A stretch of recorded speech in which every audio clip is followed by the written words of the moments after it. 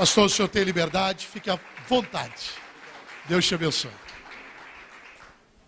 Obrigado, querido. É um privilégio poder estar aqui. Obrigado pelo convite. Podem assentar, queridos irmãos. Eu me sinto muito honrado de poder, nesta noite, compartilhar com vocês a palavra de Deus. E eu quero repartir com vocês um texto que muito provavelmente você já conhece bem, que está no livro de Jó, no capítulo 1, a partir do versículo 6. Eu queria que você abrisse comigo a sua Bíblia. Jó, capítulo 1, a partir do verso 6 até o verso 12.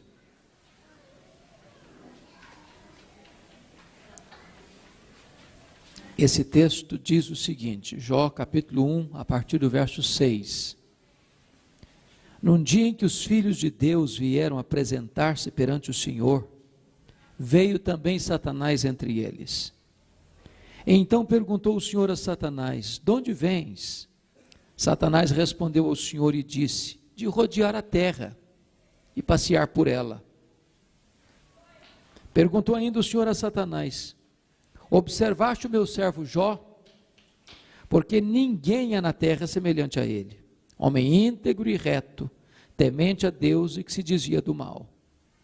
Então respondeu Satanás ao Senhor, porventura Jó debalde ou inutilmente teme a Deus?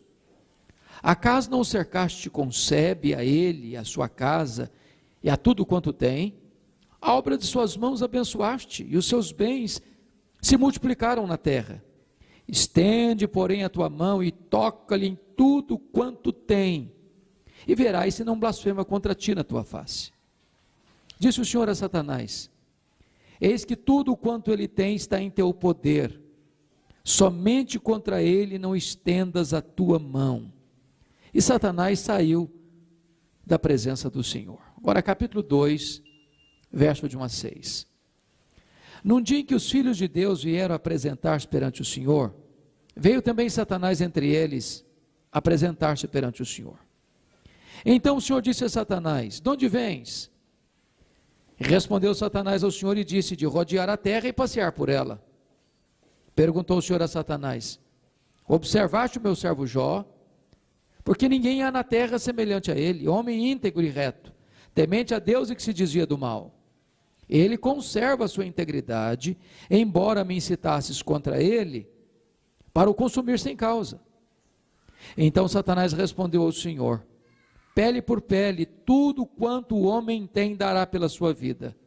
Estende, porém, a tua mão, toca-lhe nos ossos e na carne, e verás se não blasfema contra ti na tua face. Disse o Senhor a Satanás, eis que ele está em teu poder, mas poupa-lhe a vida.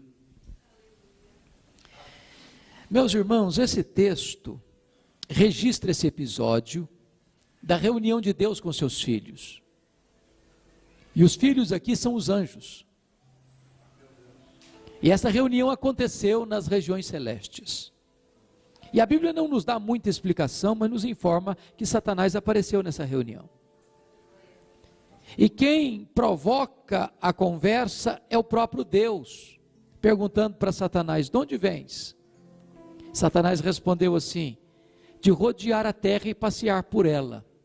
Satanás é uma espécie de turista inveterado. Ele anda por aí. Ele está antenado. Ele está vivo e ativo no planeta Terra. Ele está procurando uma brecha. Ele está procurando alguém para devorar. E Deus cutuca de novo perguntando assim, observaste o meu servo Jó? E Deus dá o currículo de Jó. Não tem ninguém na terra semelhante a ele. Sabe o que significa isso?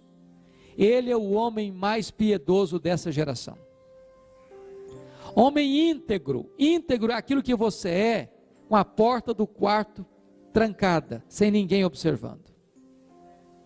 Homem reto. Reto é aquilo que você é em público e todo mundo está vendo.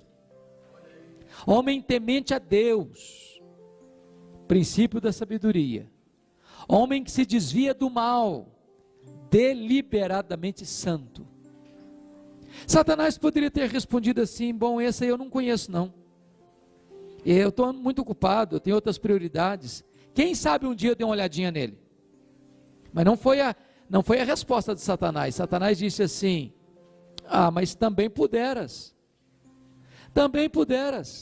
tu tens abençoado a vida deste homem, tu tens abençoado a família deste homem, tu tens cercado a casa deste homem com uma grande muralha de proteção, com uma sebe, os bens deste homem prosperam na terra, tudo que esse cara bota a mão vira dinheiro, desse jeito aí qualquer um te adora. E Satanás insinua duas coisas. Primeiro, Satanás insinua que Deus precisa subornar as pessoas com bênçãos para receber delas adoração. Satanás insinua que ninguém adora a Deus por quem Deus é, mas apenas por aquilo que Deus dá. Satanás insinua que as pessoas só se aproximam de Deus por causa das bênçãos de Deus e não por causa do caráter de Deus. Mais do que isso, Satanás insinua que Jó não é honesto quando ele adora a Deus.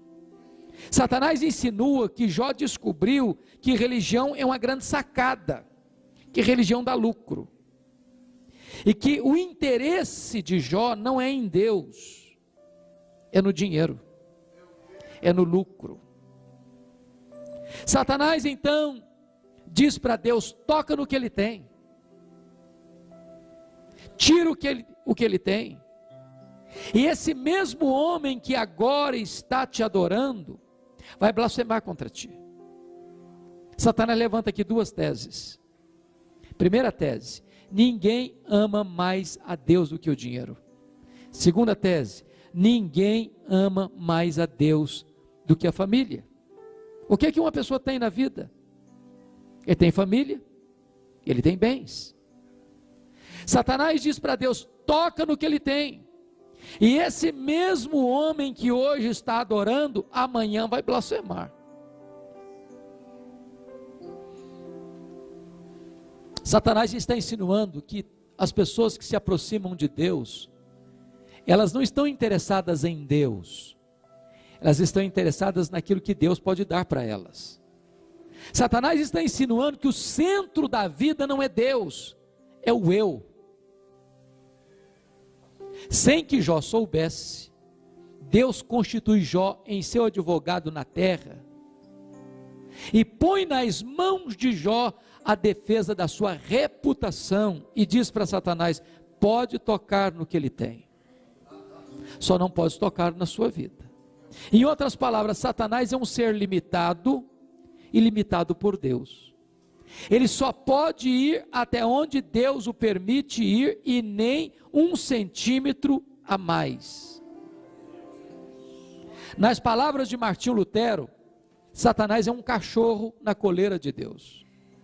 Ele só pode ir até onde a coleira o permite ir, e nem 1 centímetro a mais. Por que é importante dizer isso?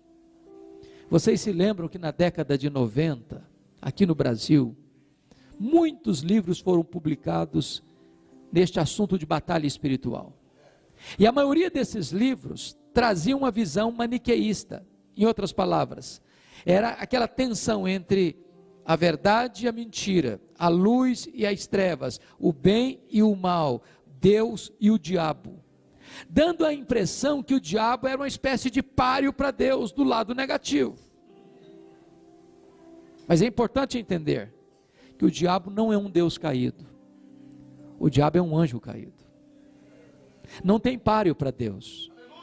O nosso Deus é o Todo-Poderoso, Ele manda no céu, Ele manda na terra, Ele manda no inferno. Satanás não é rei nem no inferno. Quem tem as chaves da morte e do inferno não é Satanás, é o Senhor Jesus. Então é muito importante você entender que Satanás não tem liberdade de agir, a não ser que Deus o permita agir. E ele só pode agir até onde Deus o permite agir. Então, com a permissão de Deus, Satanás sai dali. Primeiro, para provocar um verdadeiro terremoto na vida financeira de Jó. Eu quero que você esteja com a sua Bíblia aberta comigo, no capítulo 1, para nós entendermos algumas coisas. A grande pergunta é a seguinte: quão rico era Jó? Olha comigo o capítulo 1, verso 3.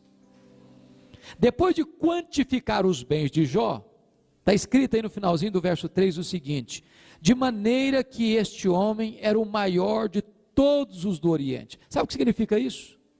Ele era o homem mais rico da sua geração. Ele era o mais piedoso, capítulo 1, verso 8, e agora também ele é o mais rico, capítulo 1, verso 3. Com isso, quebra-se o mito de que ser rico é pecado. Ser rico não é pecado e ser pobre não é virtude. É possível ser o mais rico e também o mais piedoso ao mesmo tempo. Em outras palavras, o problema não é ter dinheiro, o problema é o dinheiro nos ter. O problema não é ter dinheiro no bolso, o problema é ter dinheiro entronizado no coração. O problema não é o dinheiro, o problema é o amor do dinheiro. Jó era o mais piedoso, Jó era o mais rico.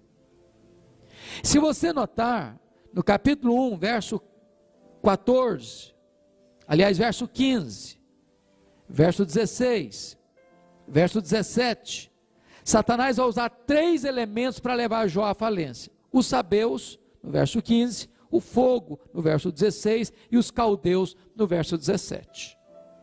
Jó, sendo o homem mais rico da sua geração, o Bill Gates da sua geração, ele vai à falência. Não numa semana, não num mês, não num ano, não numa década, mas num único dia. Por muito menos, tem gente que se desespera. Por muito menos, tem gente que blasfema. Por muito menos, tem gente que dá um tiro na cabeça. Será que Satanás teria razão? Será que a tese de Satanás era verdadeira? Será que ninguém ama mais a Deus do que o dinheiro? A resposta está no versículo 21 do capítulo 1. Quando Jó recebe a notícia da sua tragédia financeira, do seu colapso econômico, ele diz assim: nu saí do ventre da minha mãe, nu voltarei. Sabe o que ele está dizendo? Eu não trouxe nada para o mundo, eu não vou levar nada do mundo, portanto o que eu granjeei entre o berço e a sepultura não é a razão da minha vida. Ele derrota aqui a primeira tese de Satanás. Mas tem a segunda tese: ninguém ama mais a Deus do que a família. A grande pergunta é: que tipo de pai era Jó? No capítulo 1, versículo 2, vocês notam que Jó tinha 7 filhos e 3 filhas. Quem é pai e mãe aqui e tem mais de um filho, sabe de uma coisa: os filhos não são naturalmente unidos, não são. Quando você vê os filhos unidos, pode ter certeza que por trás disso tem um pai, tem uma mãe que ora, que aconselha, que exorta, que acompanha, que intercede, que trabalha. Mas Jó tinha 10 filhos, eram adultos, e mais, eram ricos. Se os filhos não são naturalmente unidos, manter filhos unidos com dinheiro é muito mais complicado, porque o dinheiro não tem liga, o dinheiro não tem amálgama, o dinheiro separa, o dinheiro divide. Mas os 10 filhos de Jó eram amigos, celebravam juntos, comemoravam juntos. Por que isso? Olha comigo o capítulo 1, versículo 5, porque aí está a resposta. Diz que Jó chamava os seus filhos, santificava os seus filhos, levantava-se de madrugada e oferecia holocausto segundo o número de todos os seus filhos, porque ele dizia assim: talvez os meus filhos tenham pecado e blasfemado contra Deus em seu coração. Assim o fazia Jó continuamente. Jó intercedia pelos filhos, Jó intercedia de madrugada pelos filhos, Jó intercedia por todos os filhos, Jó intercedia continuamente pelos filhos. Jó era um pai exemplar. Mas com a permissão de Deus, Satanás toca nos filhos de Jó. E não foi uma semana, não foi um mês, não foi um ano, não foi uma década depois. No mesmo dia do colapso financeiro, Jó recebe a mais amarga notícia: seus 10 filhos morreram num único acidente.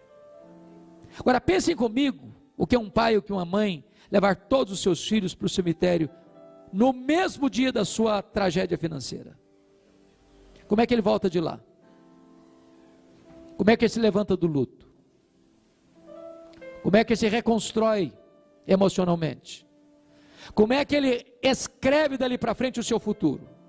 A grande pergunta é: será que Jó blasfemaria contra Deus? Será que de fato ninguém ama mais a Deus do que os filhos, do que a família? A resposta está no capítulo 1, versículo 20 e 21. Quando Jó recebe essa notícia, diz a Bíblia que ele rasga o seu manto, que ele raspa a cabeça, que ele coloca pó na cabeça, que ele adora a Deus e diz: o Senhor Deus deu, o Senhor Deus tomou, bendito seja o nome do Senhor. Ele derrota a segunda tese de Satanás. Ele prova que ama mais a Deus do que a sua família. Ele prova que ele serve a Deus não por aquilo que Deus dá, mas por quem Deus é. Não pela dádiva de Deus, mas pelo caráter de Deus. Mas aí vamos para o capítulo 2. Diz o texto que Deus se reúne com seus filhos de novo. Certamente os anjos, as regiões celestes. E diz aí o texto que Satanás aparece por lá. E é Deus quem provoca a discussão de novo, perguntando assim: de onde vens? Satanás responde: de rodear a terra e passear por ela. Sabe o que Satanás está dizendo? Não mudei minha agenda. Estou fazendo o que eu sempre fiz. Eu estou por aí, eu estou de olho, eu estou antenado, estou procurando uma brecha, estou procurando alguém para devorar, estou vivo e ativo no planeta Terra. E Deus cutuca de novo, perguntando assim: observaste o meu servo Jó? E Deus dá o currículo de Jó de novo, sem alterar uma vírgula.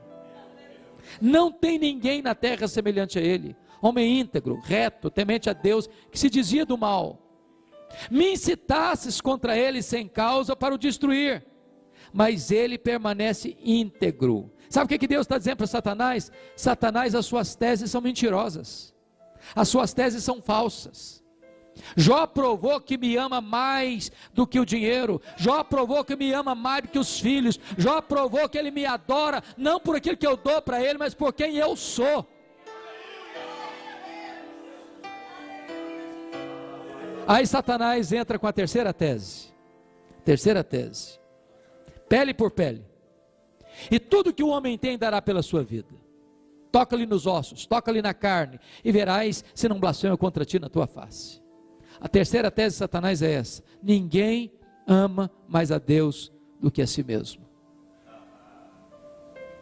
Sem que Jó soubesse, Deus constitui Jó em seu advogado na terra, e coloca nas mãos de Jó a defesa da sua reputação, e diz para Satanás: pode tocar nos ossos dele, pode tocar na carne dele, só não podes tirar a vida dele. Em outras palavras, Satanás é um ser limitado, e limitado por Deus. Ele só pode ir até onde Deus o permite ir, e nem 1 centímetro a mais. Diz o texto que Satanás sai dali, com a permissão de Deus, e coloca uma doença maligna em Jó, ferida do alto da cabeça à planta dos pés. E eu imagino essa cena. Jó, depois de falido e enlutado, ele começa a sentir uma coceira no corpo, a sua pele vai ficando esbranquiçada, daqui a pouquinho manchas vermelhas, daqui a pouquinho pus debaixo da sua pele que vai se arrebentando, e a pele vai ficando necrosada. Daqui a pouquinho esse homem é uma ferida viva, da cabeça aos pés. A dor cruel, ele não consegue dormir, ele não consegue comer, ele só consegue chorar, não há pausa, não há alívio. E diz o texto que ele precisa pegar um caco, talvez de telha, para raspar a sua pele necrosada. Outras bolhas de pus vão se formando, diz a Bíblia que ele morde nessas bolhas de pus para tentar aliviar a sua dor. Este homem vai ficando magro, magérrimo, macérrimo, de couro furado pelas costelas em ponta. Esse homem é um aborto vivo, esse homem é uma chaga aberta, esse homem é uma ferida.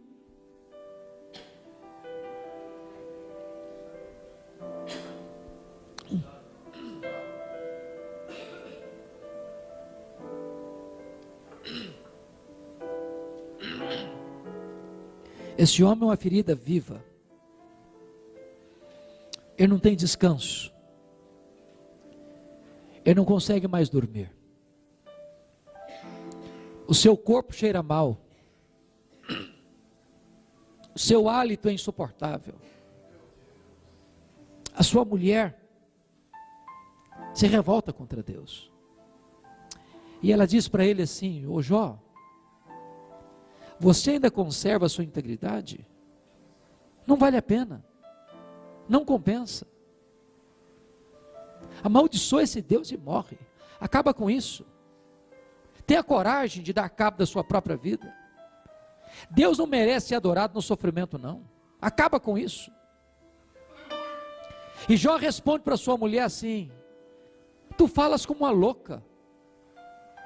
Nós temos recebido o bem de Deus, não receberíamos também o mal? No capítulo 2, verso 10 está escrito: em tudo isso, Jó não pecou contra Deus com seus lábios. Ele derrota aqui a terceira tese de Satanás. Ele prova que ama mais a Deus do que a si mesmo. Ele prova que ele serve a Deus não por interesse, não por causa dos benefícios, não por causa das bênçãos, mas que ele adora a Deus pelo caráter de Deus, por quem Deus é. Mas aí vem o capítulo 2, versículo 11, e diz a Bíblia que os amigos de Jó, Elifaz, Bildade e Zofar, combinaram ir condoer-se com Jó e consolar Jó. O verso 12 diz que eles se levantaram de longe os olhos, mas não reconheceram Jó. Ergueram a voz e choraram, e cada um rasgando o seu manto, lançava pó ao ar sobre a cabeça. Sentaram-se com ele na terra 7 dias e 7 noites. Nenhum deles dizia palavra alguma para Jó, pois viam que a dor de Jó era muito grande. E eu quero fazer uma pergunta para você agora. Não se me responder, só pense. Esses 3 homens eram amigos de Jó? Eram amigos de Jó? É claro que eram. É claro que eram. Eu faço uma pergunta para você. Você já fez alguma visita assim, alguma vez na vida, para alguém? 7 dias, 7 noites, mudo, só chorando, sentado com alguém na cinza? Você já recebeu de alguém uma visita assim? Nas horas mais amargas da sua vida? Qual o problema desses homens? O problema desses homens é que num dado momento da vida eles começaram a fazer teologia. Começaram a lucubrar. Começaram a desenvolver um raciocínio muito simples, de lógica simples. Todo efeito tem uma causa. Ninguém sofre sem uma causa. Para Jó estar sofrendo, deve ter tido coisa errada na vida dele. Ele deve ter feito muita coisa errada, porque ninguém sofre sem causa. Mas eles não só pensaram, eles falaram, e não só falaram para Jó. E assacaram contra Jó os mais pesados libelos acusatórios. Chamaram Jó de adúltero. Chamaram Jó de ladrão. Chamaram Jó de louco. Falaram para Jó que Deus tinha matado os filhos dele por causa da loucura dele. Falaram que Jó tinha se enriquecido porque tinha roubado os órfãos e as viúvas. E eles foram cravejando Jó com setas envenenadas. Eles foram esmagando Jó debaixo de um rolo compressor. E eu pergunto a você: O que que Jó fez? O que você e eu faríamos? Jó começa a perguntar para Deus: por que, meu Deus? Por quê? Por quê? Por quê? Jó levantou aos céus 16 vezes a mesma pergunta: por quê? Por quê? Por quê? Por quê? Por que que a minha dor não cessa? Por que que eu não morri ao nascer? Por que que eu não morri no ventre da minha mãe? Por que que eu não morri ao nascer? Por que que os seios da minha mãe não estavam murchos de leite para eu morrer de fome? Por que que o Senhor não me mata de uma vez? Ele levantou aos céus 34 queixas. Sabe qual foi a resposta de Deus para ele? O total silêncio. Nenhuma palavra, nenhuma explicação, nenhuma luz no fim do túnel, nenhum sinal do seu favor. Irmãos, é importante entender que Jó está sendo golpeado nas 5 áreas mais importantes da vida. Que áreas? Primeira, área financeira. O homem mais rico vai à falência. Segundo, área da saúde. Um homem saudável, cheio de vigor, vira uma chaga viva. As pessoas passam e dão volta, as pessoas passam e praguejam, as pessoas passam longe, porque não toleram ficar perto dele. Terceira área, o casamento. Na hora que ele mais precisava de ajuda, a mulher dele recomendou que ele morresse e abandonasse a Deus. Quarta área, os filhos. Irmãos, não é natural pai e mãe enterrar filhos, não é natural. Jó enterra os seus filhos todos num único dia. Quinta área, as amizades. As amizades. Os amigos dele se tornaram consoladores molestos. O que é que Jó faz? Jó pergunta para Deus, mas Deus não responde. Jó se queixa, mas não vem nenhuma resposta. Os céus estão trancados, há uma placa de bronze, e Jó está no fundo de um poço. Não tem mais nada a perder. Ele está agarrado num fiapo de vida, depois de ter perdido tudo. Mas no fundo do poço, só tem uma direção para olhar, é para cima. E quando ele olhou para cima, ele arranca do peito um brado de esperança e diz: mas uma coisa eu sei, é que o meu Redentor vive. E por fim eu verei, revestido este meu corpo de pele, eu verei. Porque esse Deus é o Deus que inspira canções de louvor nas noites mais escuras. A providência pode ser carrancuda, mas por trás da providência carrancuda tem uma face sorridente.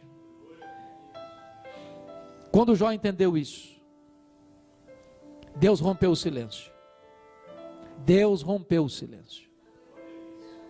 Mas quando Deus rompeu o silêncio, Deus não respondeu nenhuma das 14 perguntas de Jó.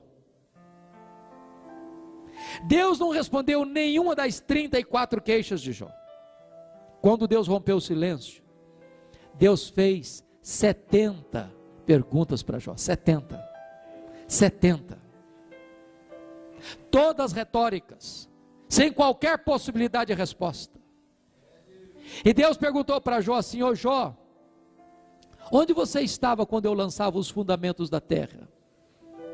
Ô Jó, onde você estava quando eu espalhava as estrelas no firmamento? Ô Jó, onde você estava quando eu colocava limite nas águas do mar para que elas não invadissem a terra? Ô Jó, me explica onde fica o reservatório do vento. Ô Jó, me explica aí como é que eu faço a geada. E Deus foi abrindo as comportas dos céus e derramando sobre Jó torrentes do seu conhecimento, da sua majestade, da sua grandeza, do seu poder.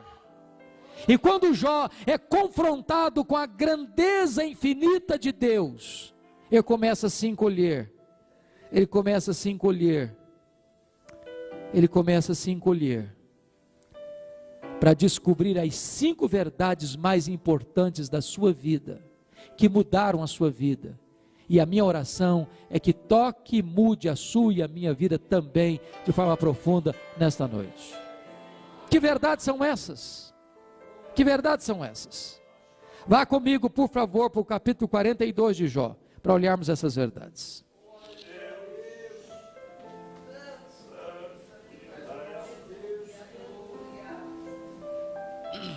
A primeira verdade está aí no versículo 1, 42, 1. Então respondeu Jó ao Senhor: bem sei que tudo podes.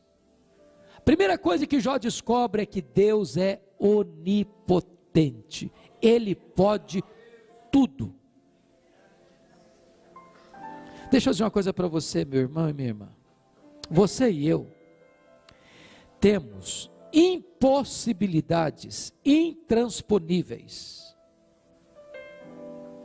Nós temos fraquezas. Eu gosto muito de ler. Toda semana eu visito as livrarias de aeroporto. Passando por lá, dá uma olhada. Sabe quais são os livros que mais se vendem hoje no Brasil e no mundo? Livros de autoajuda e livros que ensinam como ficar rico rápido. Toda semana tem livro novo nessa área. E esses livros dizem o seguinte: você é forte, você tem a força, você tem o poder, você é capaz, você é um gigante, há poder nas suas palavras, basta fazer cócegas no seu interior e levantar-se-á daí um gigante. Sabe o que a Bíblia diz? Exatamente o contrário. Exatamente o contrário. Nós somos fracos, mas muito fracos. Por exemplo, nós temos fraquezas físicas. Irmãos, querendo ou não, gostando ou não, o tempo vai esculpindo algumas rugas no nosso rosto indisfarçáveis. De vez em quando, um cosmético dá uma ajudazinha. Depois, uma cirurgia plástica dá uma boa melhorada. Mas chega uma hora que nem pitangui dá mais jeito. As pernas ficam bambas, os joelhos trôpegos, as mãos descaídas, os olhos embaçados. E diz os entendidos que cada fio de cabelo branco que brota na sua cabeça é a morte chamando você para um duelo. Eu acho que até um exército acampado ao meu redor.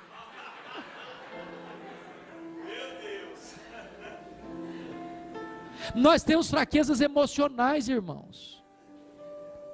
Quantas vezes você já se angustiou, já chorou, já gemeu, já se prostrou no chão, disse: meu Deus, eu não aguento mais. Nós temos fraquezas morais. Você e eu já prometemos para Deus com lágrimas nos olhos, nunca mais cometer aquele tipo de pecado, reincidir naquele mesmo erro, repetir aquela mesma transgressão, e estávamos sendo sinceros. Logo depois, caímos no mesmo pecado. Sabe por quê? Não é porque não nos faltou sinceridade não. O que nos faltou foi poder. Nós temos fraquezas espirituais, nós somos um ser ambíguo, contraditório, paradoxal, há uma esquizofrenia enfiada dentro de nós. Diz o apóstolo Paulo que o bem que nós queremos fazer, nós não fazemos, o mal que nós não queremos fazer, esse praticamos. Nós somos fracos. Quer ver um exemplo? Uma bactéria que você não vê, um vírus que você não vê, entra na sua corrente sanguínea e leva você à morte. Você pode ir para o Einstein, você pode ir para o Sírio-Libanês, você pode ir para Nova York, você pode ir para Tóquio, você pode ter todo o dinheiro do mundo, ou Deus faz um milagre, ou você morre. Sabe por quê? Porque nós temos impossibilidades intransponíveis. Sabe quem morreu em São Paulo mês passado? O rei da soja. O rei da soja. Se dinheiro pudesse salvar a vida daquele homem, ele teria 10 vidas. Mas é maravilhoso você saber que o seu Deus tudo pode. Para Deus não tem doença incurável, para Deus não tem vida irrecuperável, para Deus não tem casamento sem solução, para Deus não tem família sem resposta, para Deus não há impossíveis, Ele tudo pode. A grande pergunta nesta noite que pode mudar a nossa história é essa: quem é o nosso Deus? Quão grande é o nosso Deus? Quão poderoso é o nosso Deus? Quem é o seu Deus? Quando o profeta Isaías estava pensando sobre a grandeza de Deus, lá no capítulo 40 do seu livro, ele diz assim: o meu Deus é aquele que mede as águas na concha da sua mão. Já pensou no Pacífico, no Atlântico, no Índico, no Mediterrâneo? Nos rios, nos mares, nas fontes, Deus mediu as águas na concha da sua mão. Vá um dia à praia aqui no Atlântico e tente esvaziá-lo com um baldinho. Veja quanto tempo você vai demorar. Ele diz: o meu Deus, Ele mediu o pó das montanhas em balança de precisão, como se estivesse medindo partículas de ouro. Ele diz: o meu Deus mediu os céus a palmos. Ele diz: o meu Deus, Ele espalhou as estrelas no firmamento, e por ser forte em força e grande em poder, quando Ele as chama, nenhuma delas ia faltar. Agora pergunte a um astrônomo qual é o tamanho do universo que Deus mediu a palmos. Sabe qual é a resposta do astrônomo? Eu não sei. Mas você sabe. Você sabe que o universo não é infinito, porque a infinitude é um atributo exclusivo de Deus. Mas os astrônomos afirmam que o nosso universo tem mais de 93 bilhões de anos-luz de diâmetro. O que significa isso? Significa que se você conseguisse voar à velocidade da luz, 300 mil quilômetros por segundo, nessa velocidade, 300 mil quilômetros por segundo, você demoraria mais de 93 bilhões de anos para ir de uma extremidade à outra do universo. Deus criou tudo isso, Deus é maior do que tudo isso, Ele tudo pode. Pergunte a um astrônomo quantas estrelas existem. Sabe qual é a resposta dele? Eu não sei. Mas eles afirmam que há mais estrelas no firmamento do que todos os grãos de areia de todas as praias e desertos do nosso planeta. Vá um dia à praia, encha a concha da sua mão de areia, leve para casa, bote numa tábua de vidro e conte quantos grãos de areia você consegue botar na concha da sua mão. Há mais estrelas no firmamento do que todos os grãos de areia de todas as praias, de todos os desertos do nosso planeta. Mas Deus não apenas criou todas elas, Deus conhece cada uma delas pelo nome. E por ser forte em força e grande em poder, quando as chama, nenhuma delas vem a faltar. Este é o seu Deus, Ele tudo pode. Mas não é apenas o macro-universo que nos impressiona, não, o micro também. Se você chegar em casa hoje e pegar uma folha, por mais simples, por mais tenra, aquela folha é tão complexa como a cidade de São Paulo. Uma folha. Se você chegar em casa hoje, for na sua geladeira e pegar um ovo e quebrar numa frigideira, aquela gema de ovo é mais complexa do que qualquer máquina que o homem jamais inventou. Dr. John Wilson, que é uma das maiores autoridades de oftalmologia no mundo, diz que você e eu temos em torno de 2 milhões de fios duplos encapados em cada um dos nossos olhos, e se não for assim, haveria um curto-circuito e ficaríamos cegos. Dr. Marshall Nirenberg, prêmio Nobel de Biologia, fez uma das mais fantásticas descobertas no século passado. Ele descobriu que você e eu somos um ser programado geneticamente, computadorizadamente programados.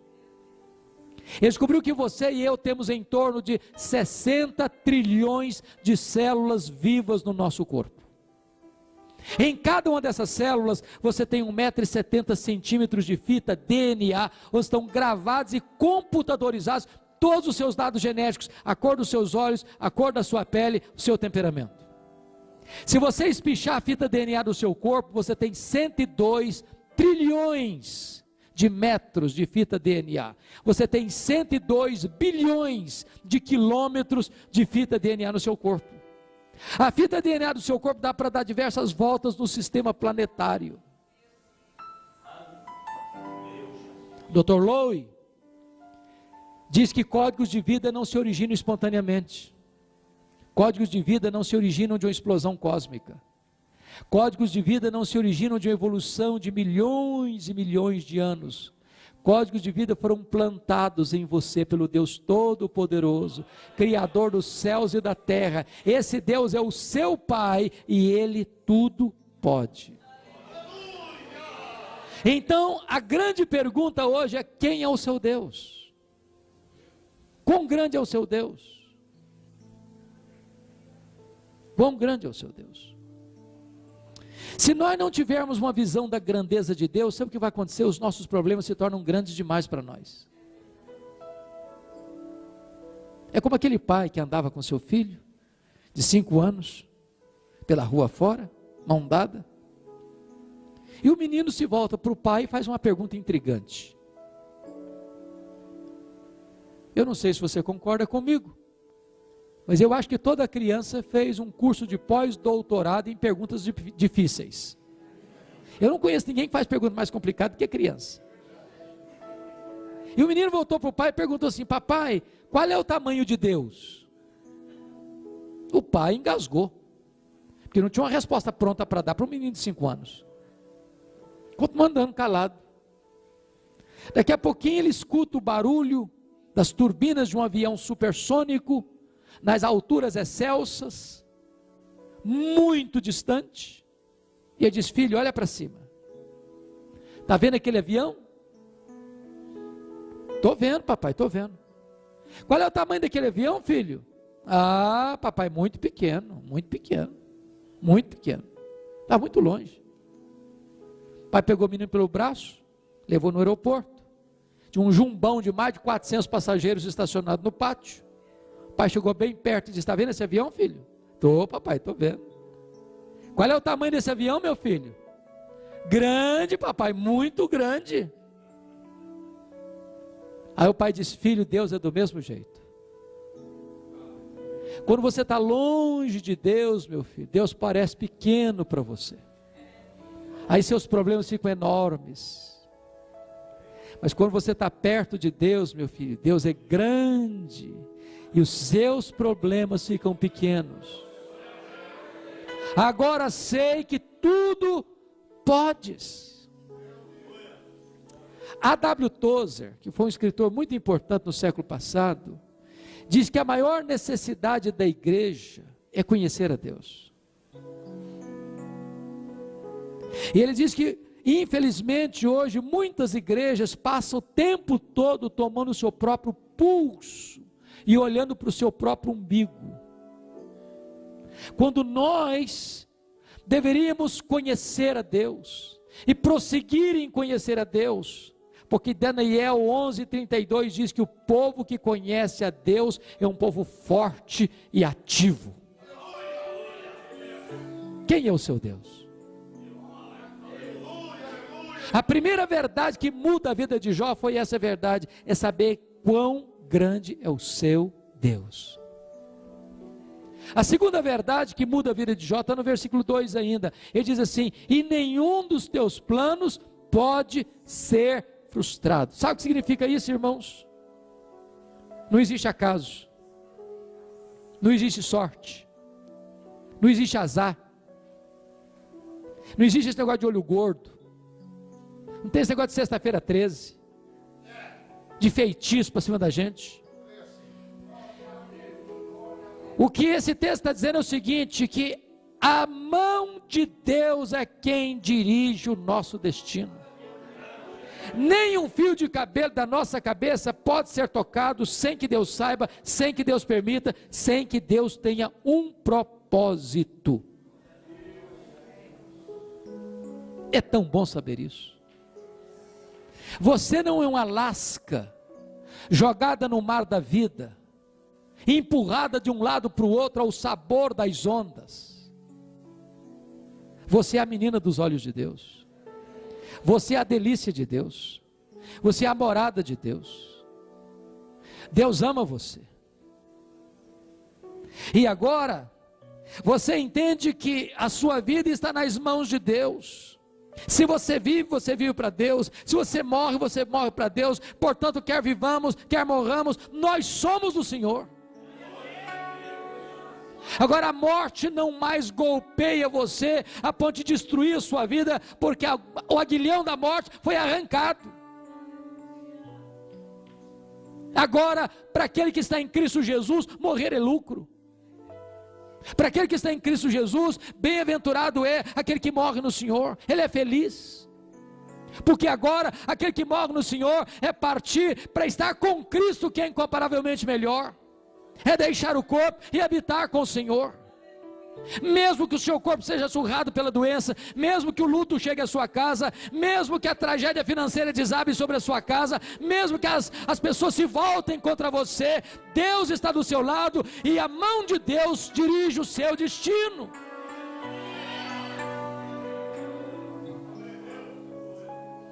Crer nessa verdade muda a sua história. Agora eu chamo a sua atenção para uma verdade aqui, irmãos. Quando Jó disse essa verdade, quando Jó diz essa verdade, eu sei que tudo podes, e nenhum dos teus planos pode ser frustrado.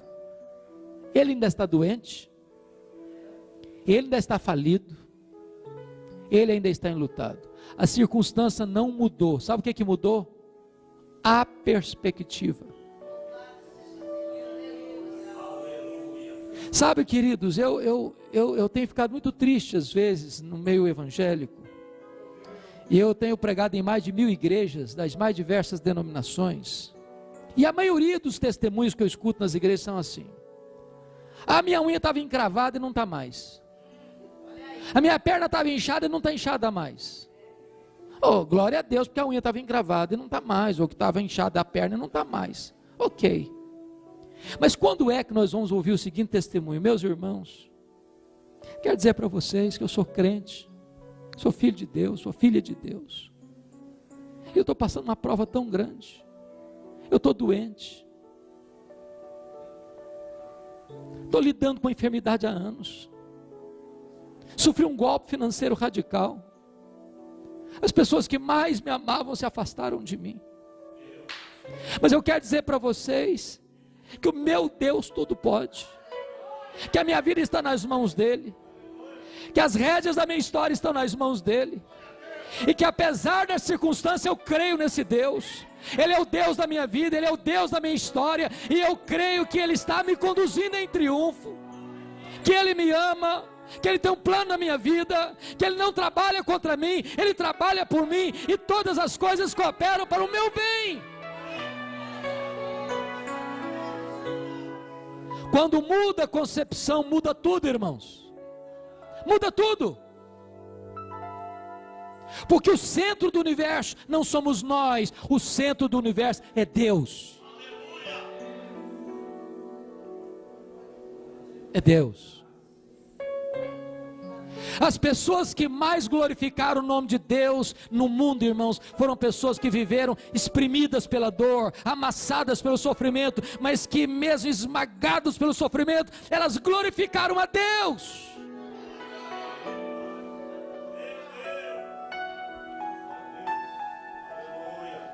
Os gregos, vocês sabem disso, os gregos eram bons filósofos, e os gregos tinham uma máxima: homem, conhece-te a ti mesmo. Coitado dos gregos, bons filósofos, péssimos teólogos. Sabem por quê? Porque o homem não consegue conhecer a si mesmo. Alex Carrel escreveu um clássico chamado O Homem e Esse Desconhecido. Nenhuma pessoa se conhece sentando com pernas cruzadas para fazer yoga. Nenhuma pessoa se conhece fazendo meditação transcendental. Nenhuma pessoa se conhece fazendo uma viagem pelos corredores escuros da sua alma. O homem só se conhece quando primeiro ele conhece a Deus. Sem o conhecimento de Deus, você não se conhece. Só quando o homem sabe que Deus é Deus, ele sabe que o homem é homem. É por isso que a mudança da vida começa com o conhecimento de Deus. Mas tem uma terceira verdade que muda a vida de Jó. Olha comigo o verso 3. Ele diz assim: na verdade eu falei do que eu não entendia, coisas maravilhosas demais para mim, coisas que eu não conhecia. Sabe o que está acontecendo aqui, irmão? Jó, ele vai fazer 3 coisas no livro. Aliás, deixa eu dar um conselho para você, se eu posso. Tira um dia de sábado, ou um dia de feriado, um dia de folga, dá uma lida no livro de Jó, mas uma lida, numa sentada só, lê o livro todo, uma sentada só, você vai descobrir coisas fantásticas. Jó fez 3 coisas no livro. Ele perguntou, ele se defendeu, e ele se queixou, o tempo todo, o tempo todo. E quando você está sofrendo, sabe o que acontece? Você fala, você se queixa, você pergunta. Só que Jó, nessa autodefesa, nesses queixumes dele, ele falou muita coisa. De repente, quando os seus olhos se abriram para ver a majestade de Deus, diz: ah, meu Senhor, falei muita coisa que não devia ter falado. Me perdoa, falei muita coisa sem saber, Senhor. E aí sabe o que eu aprendo com isso? Quando você estiver perto de uma pessoa, que ela passar a ideia para você de que ela sabe tudo, que ela é sabichona demais, que ela é entendida demais, você está perto de uma pessoa que sabe quase nada. Porque o sábio é aquele que sabe que não sabe. Que quanto mais você sabe que pouco sabe, porque o que você sabe é muito menor do que o que você sabe. Então não dá para estar na presença de Deus de peito estufado. Na presença de Deus você tem que inclinar-se, tem que ser humilde. Deus abomina a soberba, Deus resiste ao soberbo. Mas tem uma quarta verdade que muda a vida de Jó. Compara comigo, confere comigo o versículo 5. Ele diz assim: eu te conhecia só de ouvir, mas agora os meus olhos te veem. E aí eu entro em crise. Sabe por que eu entro em crise? Porque eu não consigo conciliar o capítulo 1, versículo 8 com 42, 5. Porque no capítulo 1, versículo 8, Deus disse acerca dele assim: não tem ninguém na terra semelhante a ele, homem íntegro, reto, temente a Deus, se desvia do mal. Isso não é bajulação de um amigo rasgador de seda, isso é palavra de Deus. E Deus não tem uma opinião a seu respeito, Deus tem um diagnóstico. Agora, como é que o camarada mais piedoso da terra pode fazer uma confissão dessa? Eu te conheci só de ouvir. Como? Então eu gostaria de trabalhar essa resposta com outra pergunta. Você conhece a Deus? Você conhece a Deus? Quanto você conhece a Deus? Quanto? Deixa eu explicar. Havia um cidadão que nunca tinha visto o mar. O sonho da vida dele era ver o mar. Um dia ele fez uma viagem de ônibus, foi para o litoral e conheceu o mar. E ele ficou tão encantado, tão maravilhado, que ele soltou uma exclamação: agora eu conheço o mar. Aí se apresenta a ele um marujo, com a pele tostada de sol e sal, por ter vivido nas procelas do mar, e diz assim: eu também conheço o mar. Qual a diferença entre eles? Você conhece a Deus? Quanto você conhece a Deus? Lá em João 17:3 está escrito assim: e a vida eterna é esta, conhecer a Deus e a Jesus Cristo, a quem enviaste. A própria essência do céu é conhecer a Deus. O núcleo da vida eterna é conhecer a Deus. Sabe o que você vai estar fazendo no céu depois que você tiver 1000 anos lá? Você vai estar conhecendo a Deus. Sabe o que você vai estar fazendo no céu depois que você tiver 1 milhão de anos lá? Você vai estar conhecendo a Deus. Sabe o que você vai estar fazendo no céu depois que você tiver 1 bilhão de anos lá? Você vai estar conhecendo a Deus. Nem toda a eternidade será suficiente para você esgotar o conhecimento de Deus, porque o ser de Deus é inesgotável.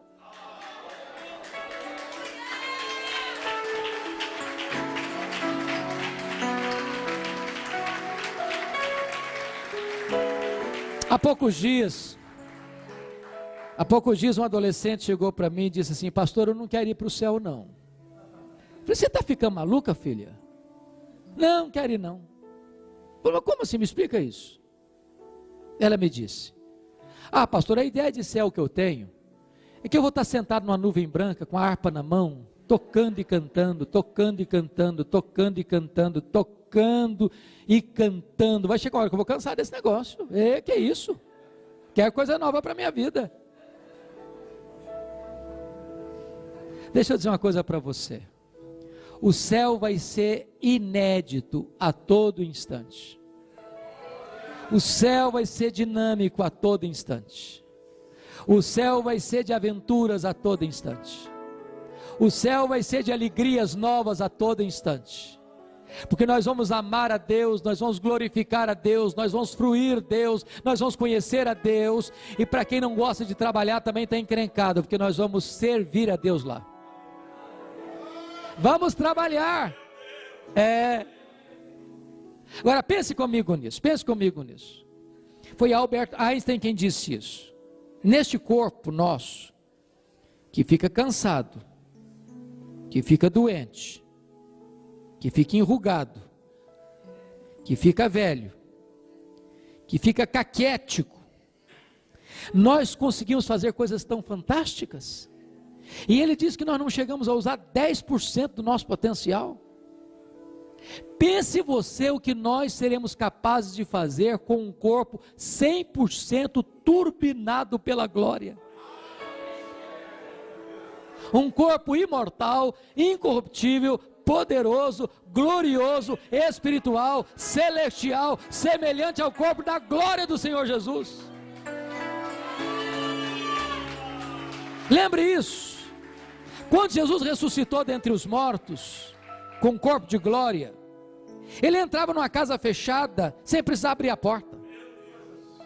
Quando Jesus ressuscitou dentre os mortos, um corpo de glória, ele saía de Jerusalém, aparecia lá na Galileia, mais de 100 quilômetros, sem precisar percorrer o trecho. Quando Jesus ressuscitou com seu corpo de glória, ele foi assunto aos céus entre nuvens. E eu pergunto para você, com que velocidade Jesus voltou para o céu? Na velocidade da luz? 300 mil quilômetros por segundo? Porque se ele voltou na velocidade da luz 300 mil quilômetros por segundo, depois de 2.000 anos, ele está logo ali na esquina ainda. Eu pergunto a você, com que velocidade um anjo vem do céu à terra? Quando Jesus estava no Getsêmani, Jesus disse para Pedro que pegou a espada para cortar a orelha do Malco: bota a espada na bainha, porque se eu precisasse desse tipo de ajuda, eu rogaria ao Pai, ele me mandaria mais de 12 legiões de anjos. Quantos são 12 legiões de anjos? 72 mil anjos. Com que velocidade esses anjos viriam? Um estalar de dedos? O que significa isso? A Bíblia diz que nós seremos como os anjos. Não no sentido de que não teremos um corpo, mas que viveremos na mesma dimensão. Isso significa que nós não estaremos mais sujeitos às mesmas leis que nos governam agora, de tempo, de espaço. Nós reinaremos com Cristo, nos novos céus e na nova terra. E nós trabalharemos, e nós glorificaremos, e nós nos deleitaremos nele, e nós viveremos com ele, e para a glória dele, nos deleitando nele, para sempre, e sempre, e sempre, e sempre, e sempre. Então agora eu entendo Jó. Ah, Senhor, eu te conheci só de ouvir. Eu só estou arranhando a superfície. Tem mais, tem muito mais, tem infinitamente mais. E aí eu tenho que concordar com o hino cristão: nem metade da glória celeste jamais se contou ao mortal. Nem um olho viu, nem um ouvido ouviu, nem jamais subiu ao coração do homem o que Deus tem preparado para aqueles que o amam, porque a nossa leve e momentânea tribulação produzirá para nós eterno peso de glória acima de toda comparação, porque os sofrimentos do tempo presente não são para comparar com as glórias por vir a serem reveladas em nós. Mas havia uma quinta verdade que mudou a vida de Jó. Está no versículo 6, olha aí, ele diz assim: por isso eu me abomino, e eu me arrependo, no pó e na cinza.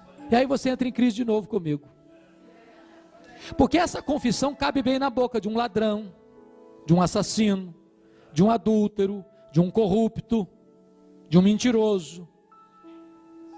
Mas nós achamos que essa confissão não cabe bem na boca do homem mais piedoso da sua geração. Como é que a gente entende isso? Deixa eu dizer uma coisa para vocês, queridos. As pessoas que mais lamentam e choram os seus pecados não são as pessoas que mais pecam, são as pessoas que mais perto de Deus andam. Quem anda longe de Deus não tem nem consciência de pecado. Quem anda longe de Deus nem culpa tem. Há poucos dias aqui em São Paulo eu vi uma notícia triste, dramática. Um cidadão recebeu 3 mil reais para matar uma pessoa, pistoleiro de aluguel. Ele pegou os 3 mil, botou no bolso e foi lá.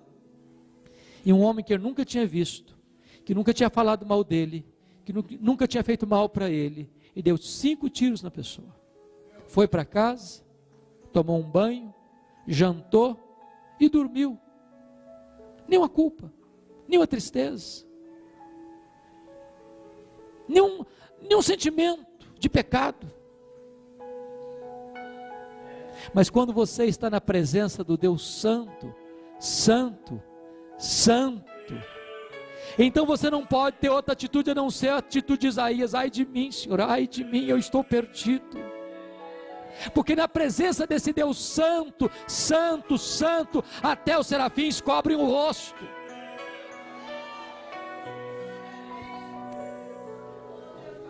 Irmãos amados, mas por favor, olhe comigo o verso 10.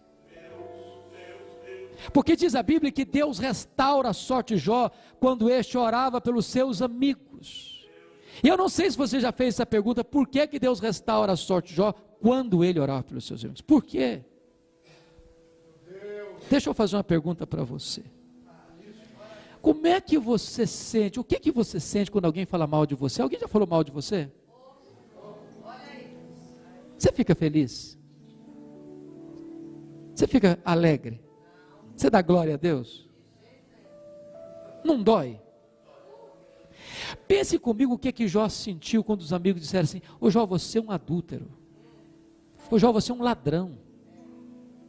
Ô Jó, você roubou as viúvas. Agora pense comigo, o que é um pai, além de ter sepultado os filhos, escutar isso: olha, sabe por que você enterrou seus filhos, Jó? Você é um cara louco. Deus matou seus filhos, Jó, por sua causa. Você já pensou que dor? Já pensou que decepção? O que que Jó sentiu? Dor, mágoa. Sabe o que ele fez? Ele se defendeu, ele se defendeu, ele se defendeu, ele se defendeu, ele se defendeu, ele se defendeu. E quando você se defende, sabe o que tem no seu coração às vezes? Dor, mágoa, tristeza. Sabe o que Deus fala para Jó para ser restaurado? Falou: meu filho, saia do campo da defesa e entre na brecha da intercessão. Porque enquanto você está se defendendo, pode ter mágoa no seu coração, mas você não consegue orar por alguém e ter mágoa desse alguém ao mesmo tempo.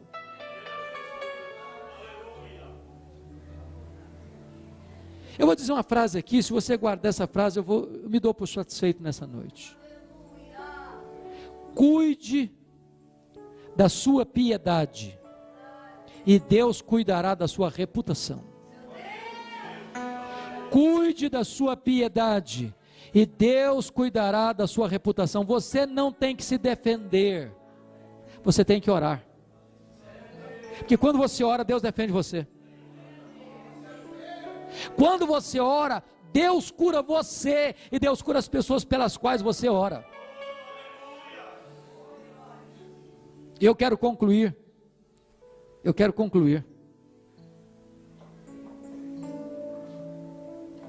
Dizendo que Deus restaurou as 5 áreas da vida de Jó que Satanás tentou destruir. Deus restaurou as 5 áreas. Primeira área que Deus restaurou foi a saúde dele. Confira o versículo 16 aí. Jó passou a ter mais 140 anos. Viu os filhos, dos filhos, até a 3ª e a 4ª geração. Eu acho que não ficou nem sequela, nem cicatriz. O Deus a quem servimos é o Deus que cura. Se Ele quiser dar vida, Ele dá. E eu gosto do cântico de Ana, capítulo 2, versículos 6 a 8 de 1 Samuel. Deus é o Deus que dá vida, e Deus é o Deus que tira a vida. Porque às vezes, irmãos, se passa a ideia por aí que Deus só age quando Ele dá vida. Quando tira, não. Mas é o Deus que dá e é o Deus que tira. E se vivemos, para o Senhor vivemos, e se morremos, para o Senhor morremos. Louvado seja o nome do Senhor.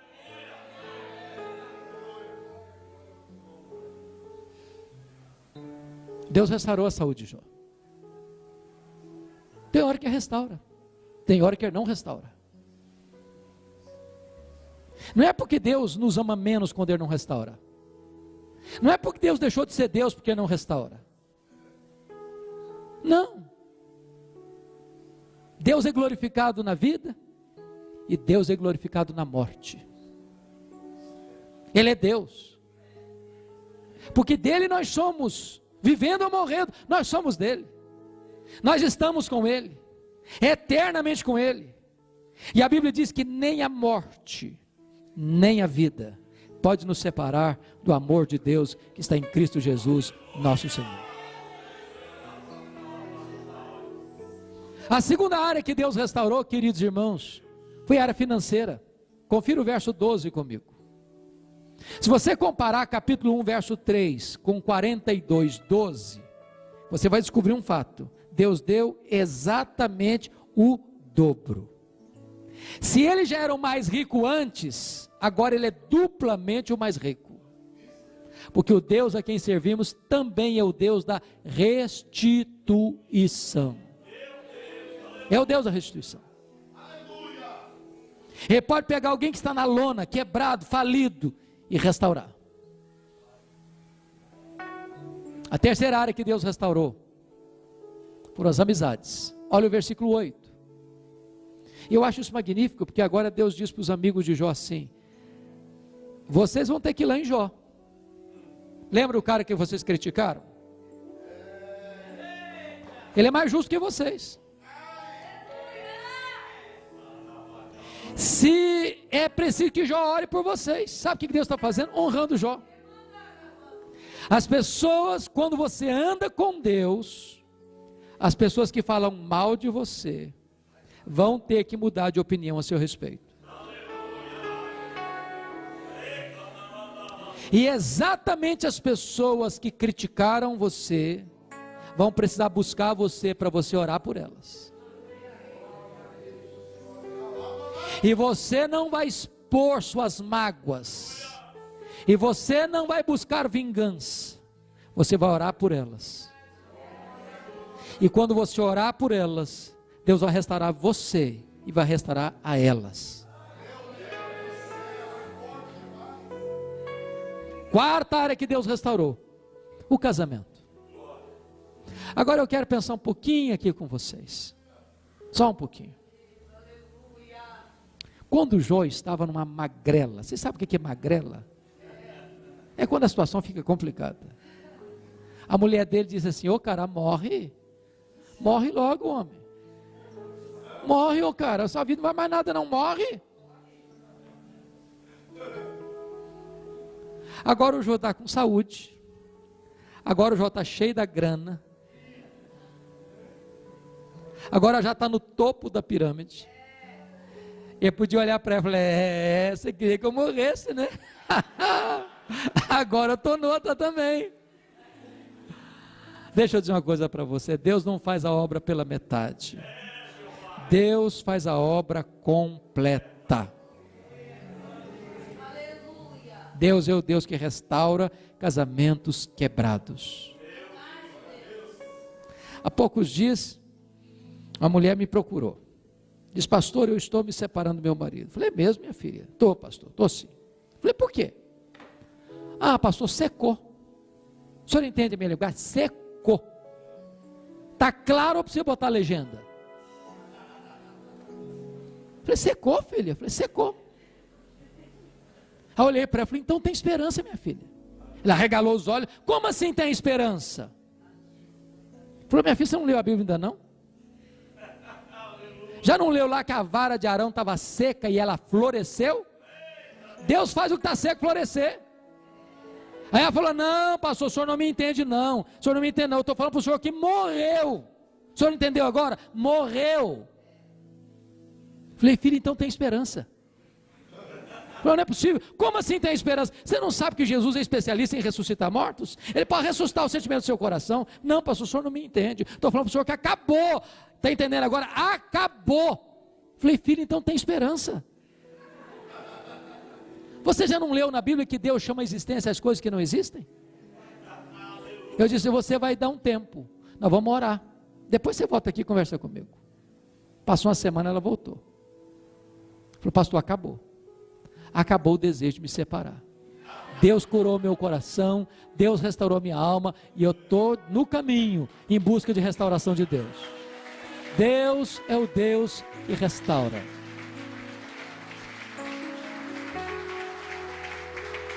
Mas a última área que Deus restaurou, irmãos, foram os filhos. Agora veja comigo capítulo 1, versículo 2. Quantos filhos já tinha? 10 filhos. Agora veja capítulo 42, versículo 13. Quantos filhos Jó agora tem? 10. Mas não era tudo em dobro? Quantos ele devia ter então? 20. Então não foi tudo em dobro. Como entender isso? Deixa eu dizer uma coisa para você, querido.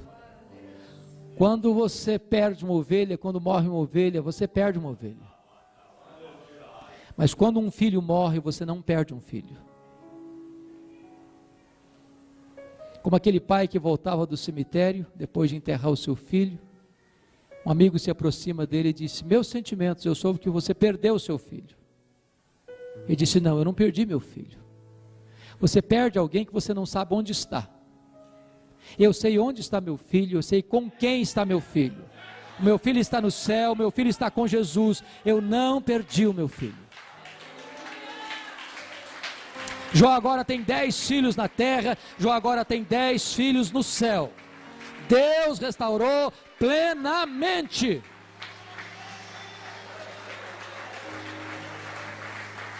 Deus restaurou plenamente. Sabe o que Satanás queria? Botar Jó longe de Deus. Sabe o que aconteceu com Jó? Jó ficou mais perto de Deus. Sabem por quê? Porque os planos de Deus não podem ser frustrados. Oh, irmãos, que grande Deus nós temos. Que precioso Deus nós temos. Que maravilhoso Deus nós temos. Esse é o Deus e Pai de nosso Senhor Jesus Cristo. O nosso Deus, o nosso refúgio, a nossa fortaleza, o nosso pastor, a nossa herança, a nossa alegria, o prazer e o deleite da nossa alma. Que você e eu possamos viver todos os dias da nossa vida na presença deste Deus e para a glória deste Deus. prevalece a palavra profética. Conheçamos e prossigamos em conhecer o Senhor. Que Ele nos ajude. Vamos orar juntos? Se você tiver liberdade de vir aqui à frente e orar comigo, pode vir, nós vamos orar. Pode vir aqui à frente se você deseja que eu ore em seu favor.